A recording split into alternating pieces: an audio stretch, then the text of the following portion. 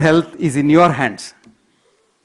It's not in anyone's hands. It's not in doctor's hands, medicine's hands. No. You don't know when once you get a disease, what will happen to you. The greatest neurosurgeon, one of the best neurosurgeons in America, an Indian boy, youngster, very interesting boy. He gets cancer at a young age, lung cancer. Boy who married an American girl, they were planning to have a child, and he gets a little cough and loses weight and then writes a book. Book pair in the money? Good girl. More nalla mola. Pare. When breath becomes air, you must read that book. You will cry. You will cry. He's the best boy, best neurosurgeon, and he is supposed to be the best. And 5 universities wanted him as professor, but he chooses his own university, Stanford, and joins there. His wife is an internist, and they join, and then they choose the best cancer specialist in America. Because there, Western says, just Google it, and they get the best cancer specialist. And this girl says, don't worry, your cancer has 3 treatments. 1, a tablet a day, 20 years life. If it fails, chemotherapy, 5 years of life. If it fails, radiation, surgery, another 5 years of life. So you have another 25 years of life, you can plan your family. Husband and wife plan for a child. And she becomes pregnant. Tablet fails, chemotherapy fails, to cut the long story short, he dies. But before dying, he writes this book. This boy has done masters in English literature before going to the medical school in Yale, and he is a fantastic English, I tell you. This is a book worth its weight in gold. When breath becomes air. What a beautiful thing. When breath becomes air is a poem written by Walt Whitman, and the same poem's title he takes for the book. And if you read that book, you know this relying on doctors, medicines, and things like that is like relying on the devil. You rely on yourself. You say, let me not get cancer. If I get cancer, God only can help. I mean, if money can do and treatment, Jayalalitha would have died. Would she have died? She shouldn't have died. Because she can command anything in the world. But then, it has limitations.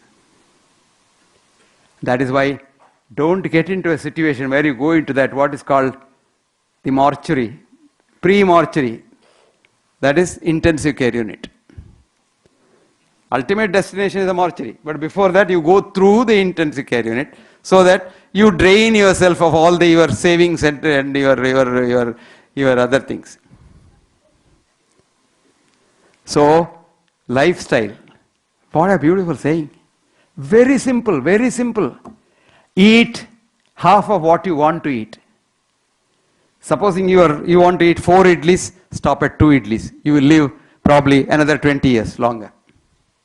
Studies showed rats fed full stomach lived half the time of rats just fed half stomach.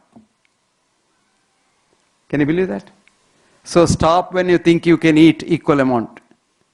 And eat in moderation and don't have any restrictions. Who told you must have a breakfast in the morning, a lunch in the afternoon and evening? Nothing. Whenever you feel hungry, you eat something. When you don't feel hungry, don't eat nothing. So eating at, in the olden days, one pediatrician killed a lot of children in America.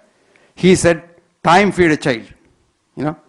2 o'clock, breastfeeding. 3 o'clock, something else. 4 o'clock, something else. Then when a lot of children died, he said, I'm sorry.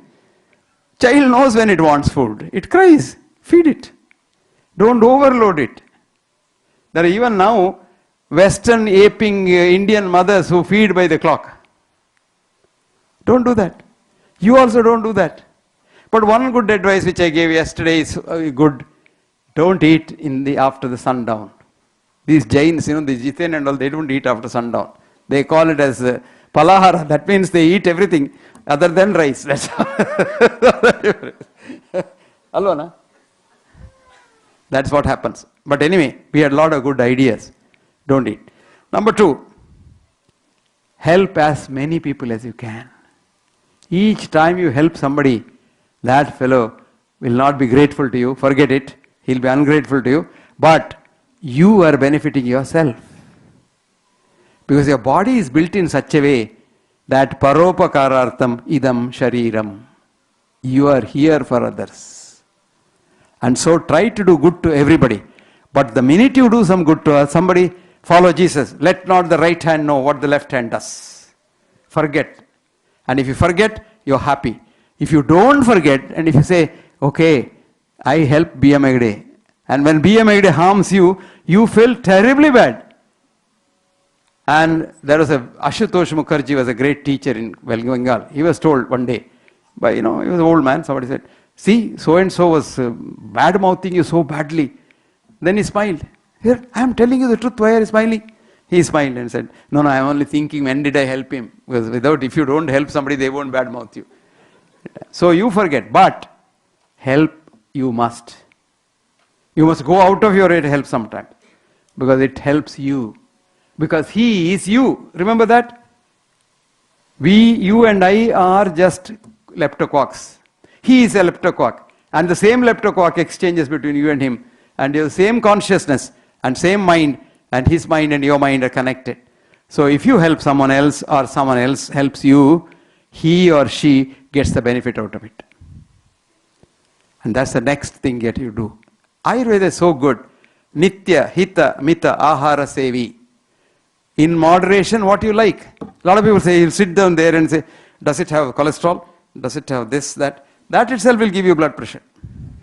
Whether it is cholesterol or poison, you eat it, finished. And this eating that we have been doing, our ancestors have been doing, has come by what's called observational research. Why didn't people eat some poisonous fruit? They have seen over thousands of years that eating that fruit will kill you. And how did we choose? Who told you to eat rice? Who told you to eat wheat? Like, for example, why do you eat potato and sweet potato? Solanaceae plants are there in the wild for 500 varieties, but only 2 varieties you eat. The rest of them are all poisonous. So we are so lucky. There's so much research in the past. Today's research is what? Measuring things. You know what it's called, the Western research called? Fish net hypothesis. How many of you know what is fish net hypothesis? Really? John von Neumann is a great, Hungarian-born American chemist who got the Nobel Prize for chemistry. He said, fish net hypothesis. Ichthyologists, fishes. These fishes went to the sea to study fish. So they caught fish, came back to the laboratory, used a vernier caliper, measured everything up and down and said, one conclusion. What's the hypothesis? All sea fish are bigger than 2 inches in length. That became a proposal, it became hypothesis, then became thesis, and then became a theory. That's how science is.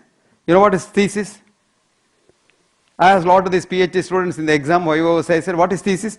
Thesis, sir, is writing about, sir, this is a dissertation, sir, it's this, sir. But what is the meaning of the word thesis? Thesis, sir, thesis. This is how we study in our schools. Just mug up. Do you know what thesis is? Thesis is a table in the king's court in the olden days. So if you have a theory or if you have a proposal, if the king accepts it, you can keep it on the table. That's called thesis. Today, there's PhD. And if it can't be kept there and the king rejects it, you keep it under. It's called hypothesis. That's